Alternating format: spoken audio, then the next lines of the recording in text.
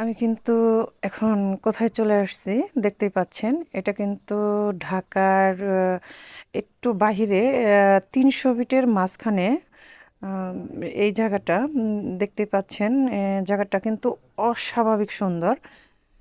আর এটা কিন্তু ঠিকানা, আমার মনে হয় যারা ৩০০ ফিট গিয়েছেন তারা এই ঠিকানায় না গিয়ে কিন্তু আসেননি। আমার কাছে এতটাই ভালো লেগেছে যে বিভিন্ন বিদেশি যে ফুলগুলো, এইগুলো দিয়ে কিন্তু এখানে পরিপাটি করে সাজানো হয়েছে।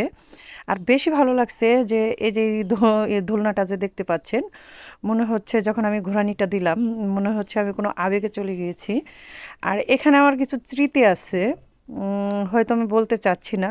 এখান থেকে আমি কিছুটা আঘাত নিয়ে, যতটা ফুলের মতো ভালোবাসা নিয়ে আমি এসেছিলাম, এখান থেকে আমি কিছুটা আঘাত নিয়ে আমি কিন্তু হয়তো যাই।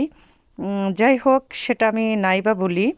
আম, পৃথিবীতে মানুষ কখন কিভাবে আঘাত পাবে সেটা বলা যায় না, কিন্তু আমি অনেকটা ভালো কাটিয়েছি, অনেকটা আনন্দ করেছি, অনেকটা মজা পেয়েছি, অনেকটা উল্লাস করেছি। এবং কি দেখতেই পাচ্ছেন আমার মুখে কিন্তু অনেকটাই হাসি। আর এখানে বসার আনন্দটাই অন্যরকম। আর এই যে যে পাশে দেখতে পাচ্ছেন বট গাছটা, এই গাছটা কিন্তু এত বিউটিফুল।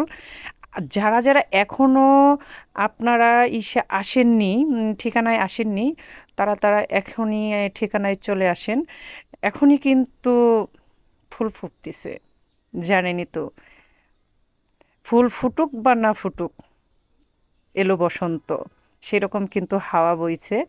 যারা যারা আছেন, যারা যারা এখনও এই ঠিকানায় আসেননি, আমি বলবো একবার হলেও এখানে ঘুরে যান, ভালো লাগবে।